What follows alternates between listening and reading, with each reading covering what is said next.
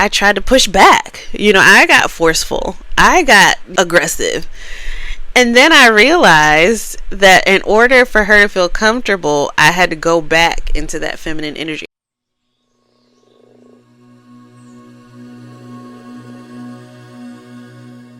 Welcome back to the channel. I'm Samara from Coaching Conscious Creators, and this is where you can find actionable tools to create the life that you truly desire.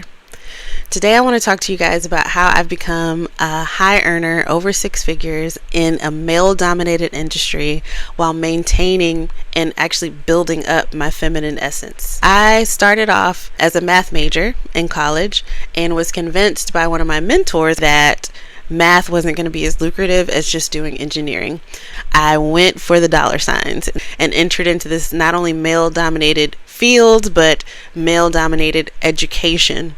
I had my first experiences being one of the only females in the room very early on, and I had to navigate and feel my way through how to exist in that space. And I remember being accused of using my feminine power to persuade my professors to give me better grades and basically to have an advantage over all of the men that were in my classes. What I did with that feedback was turn it up 20 notches. If you think that I have an advantage because I'm a woman, I'm going to make sure I have an advantage because I'm a woman. And so I remember never having any shame about getting special treatment because I was a woman. I decided, knowing that in reality we're truly at a disadvantage, that I was going to use every bit of my differentness to my advantage. And I still have that attitude today. And I think in order to have that attitude, you have to have a sort of self-assurance in your capability. So I've never doubted my ability to learn engineering concepts or any concepts, or to graduate with honors, which I did. I mean, I had to sit down and take the same exams as everyone else. And so when someone came at me accusing me of having some sort of unfair advantage, I just knew that that wasn't the case. I knew that I was perfectly capable, and I let go of the need to prove myself to anyone. One thing that I'll always do is keep my goal in mind and focus on the goal. So if you think that I have an advantage, I'm going to rub it in. Okay, I'm going to take full advantage. Fast forward to my career, similar situation. I always knew that when I walked into a room, I was going to be looked at differently. I was going to possibly be the only woman, possibly be the only person of color. And instead of shrinking or trying to assimilate or become like the people around me, I always wore my differentness with a sort of pride. Embracing that differentness has been an advantage and not a detriment. And that's what this entire video is about. So I'm going to share with you 6 ways that I use my femininity to become a high earner and excel in my corporate career of over 20 years. The very first thing that I did was use my empathy and intuition that comes from how I've been socialized as a woman. I use that to my advantage. I use it as a sort of superpower. When I first began my career, I saw the need to play politics and build relationships as like an annoyance or as a block on my road to success. And I was always annoyed with the need to have to consider all these people dynamics. But then I quickly learned how important those were to the success of any project, how important it was to have buy-in, how important it was to make the people that you work with feel seen and feel like their needs are being considered as you move through the phases of any project. And so I started to use my natural ability to put myself in other people's shoes to my advantage.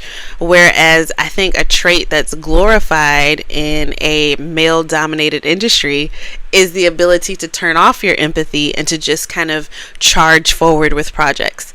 Well, I learned that taking it slow, putting myself in other people's shoes, understanding what's going on outside of work for them, understanding what fears, what joys, what pains may be involved in their participation in a project, actually had me skip ahead by leaps and bounds.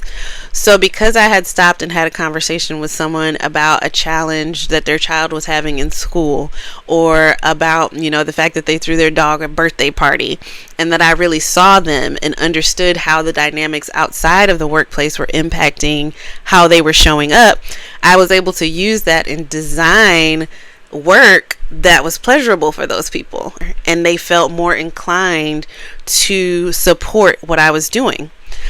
At the beginning of my career, I had no authority. I've never been like a line manager or anything like that. So any influence that I had on my projects had to come from people's goodwill.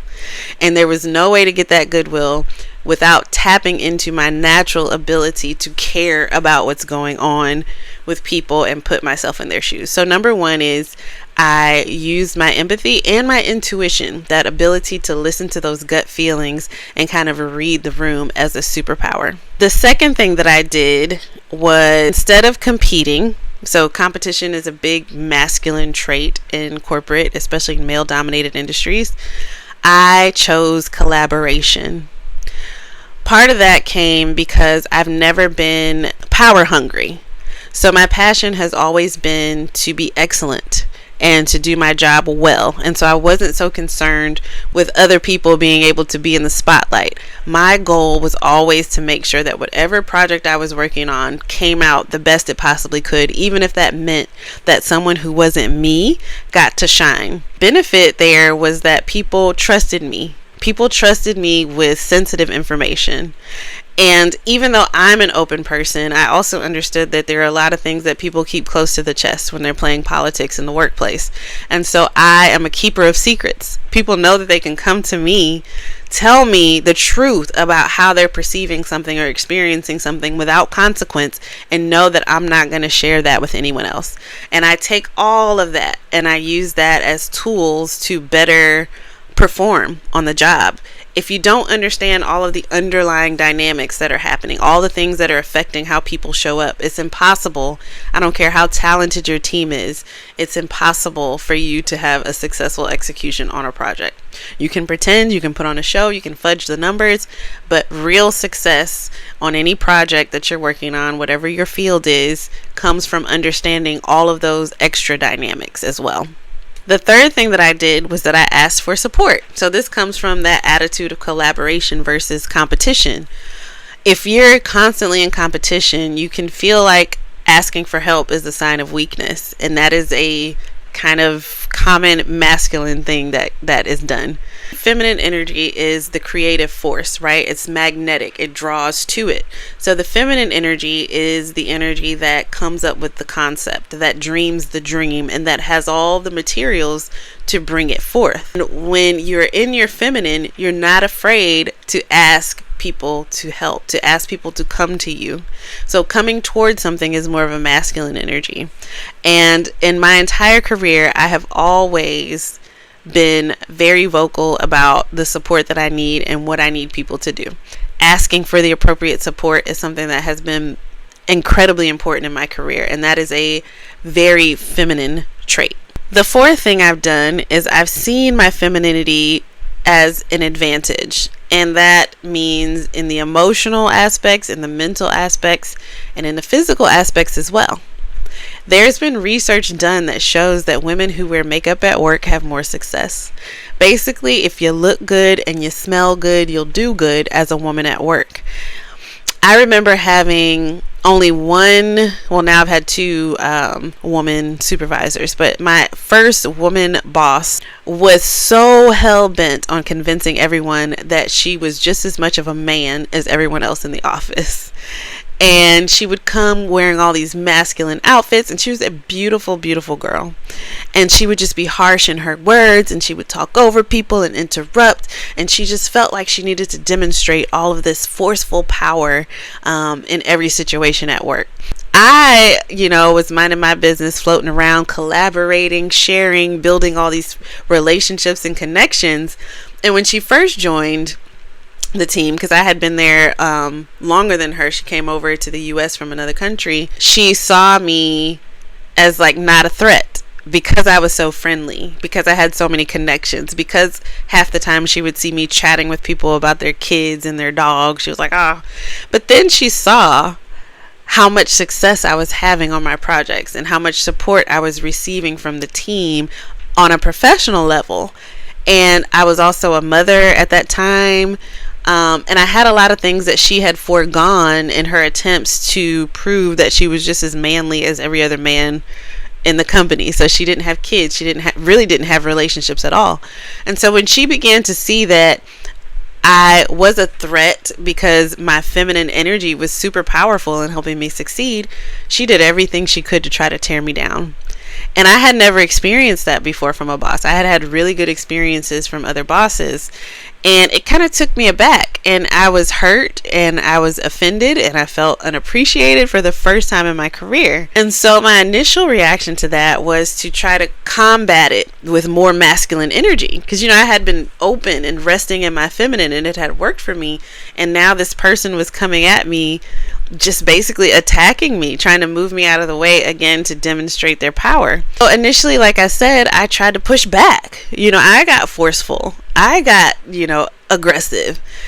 And then I realized that in order for her to feel comfortable, I had to go back into that feminine energy. I had to figure out how to make myself not look like a threat. And so I really had to maneuver, go into my shell, really develop those relationships, be a little sneaky, be a little secretive, until I could basically get out of that situation, because she was just really a toxic boss. But I said all that to say, she was probably so toxic because she was forcing herself into an energy that wasn't suitable, that she really wasn't happy with who she was as that person. And that spilled over into the way that she dealt with me. And so I think it's important. I think a lot of women fall into that trap of trying to be the best man that they can be, instead of diving into that feminine energy and doing what's comfortable and what comes natural. If you're in an office full of men, especially in my field, which is energy, where men often have to go out into the field and into the elements, and they get dirty and smelly, the thing that they love to see the most is a beautiful woman walking into the room, smelling good and looking good. It's like a salve. And so I've always known that. And like I said, there's been research that's been done that shows that women who are attractive, basically, or are, healthy and take good care of themselves and look good, do better in corporate America. So that's number 4. Look good and smell good. That is a powerful thing that you are able to do as a woman, that's going to get eyes on you that wouldn't normally be on you. Now, I'm not saying that's always a good thing. Sometimes people judge you based on your appearance, and there's a thin line between looking good professionally and looking kind of like you just overdid it, like you're not in a work environment. You got to be careful there. But overall, looking well put together and being attractive are powerful tools in corporate America. There's no getting around it.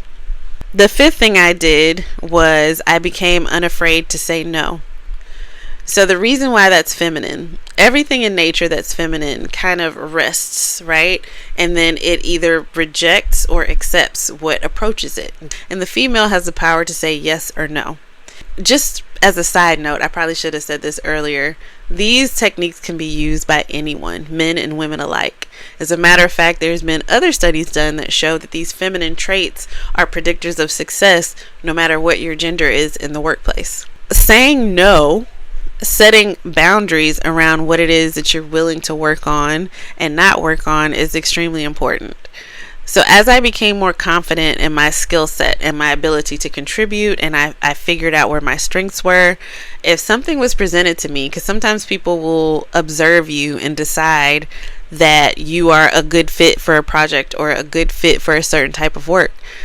Me being very comfortable in who I was and kind of resting in my femininity, I was easily able to say no to things that didn't align with the type of environment that I wanted to be in. For example, there's a lot of project management work that happens in engineering. I learned a long time ago that project management is really not my cup of tea. Now, can I do it? Yes. Did I go through all the courses for certification? Yes. Have I done it? Yes. But when I have to do it, I have to step outside of my natural, relaxed, feminine energy. And I do not like that. It's not for me. I'm not saying you can't be feminine and project manage, but I personally can't. And so I've always turned down those opportunities. I'm also not good with tracking a whole bunch of detailed data just for the sake of tracking it. So there are things that I just refuse to do on the job, and I'm not afraid to say no because I'm confident in my ability to find other projects or even find other jobs. And so being able to say no has meant that there's been room for me over these past couple decades to craft a career that I love. So in saying no to the things that I don't like, I left that room to say yes to the things that I do like. And now every day I wake up and I focus on only the things that I love. That's what my career has turned into. I've been able to dive deep. I've been able to get more qualifications. I've been able to get more experience in the things that I love. And so when I show up to work each day, I don't have to force myself to be a certain way. I genuinely love what I do. And what that has converted to is people really appreciating that work. Because when they come to me for what I specialize in, I'm excited to help them. I go above and beyond. And I've gotten awards at work. I've gotten special recognition. And it doesn't even feel like work. I remember telling one of my teammates, why are you guys like so excited? Like, this is nothing to me. This is what I love. This is really the work that I do now is a true reflection of who I actually am. So when I'm helping people the way that I help people, it's me. It's me. It's coming from deep within. And so number 5, being unafraid to say no opens you up to being able to focus on those things that light you up, those things that reflect who you truly are. The 5th thing, and I kind of went into it already, but knowing what to say no to allows you to craft a clear vision of the next thing that you want to say yes to. And saying yes is also a feminine trait.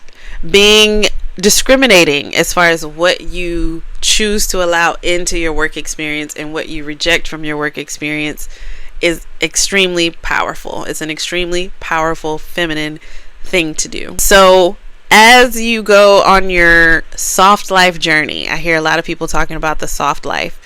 It doesn't necessarily mean that you have to just sit and be a princess at home. I have nothing against people who want to be like stay-at-home wives and mothers, and that is how they define the soft life. But the point of this video is to emphasize that you can live a soft life and be excellent at your career and thrive in the corporate world as long as you set the proper boundaries. And sometimes it takes finding a company with the right atmosphere for you to do that. Sometimes it takes finding companies that value collaboration skills and empathy and being able to connect with other people while you work. And not every company has that culture. So that goes back to what you say no to and yes to. If you're looking for your next opportunity, check to see how they view these things that I've talked about today. So I'm going to do a quick recap of the 6 things that I do, how I exercise my feminine energy to succeed in corporate America and be a 6-figure earner. Number 1, I used empathy and intuition as a superpower. Number 2, instead of competing, I always collaborate. Number 3, I always ask for support. I'm not afraid to ask for support. Number 4, I see my femininity as an advantage and not a disadvantage. Number 5, I am unafraid to say no to the things that don't align with my inner desires. And number 6, I use my no's to clear out my visions to see what it is that I need to say yes to in order to create an experience that allows me to show up in my femininity, in my feminine power. So I hope this was helpful. Thank you guys so much for watching, and I'll see you in the next video.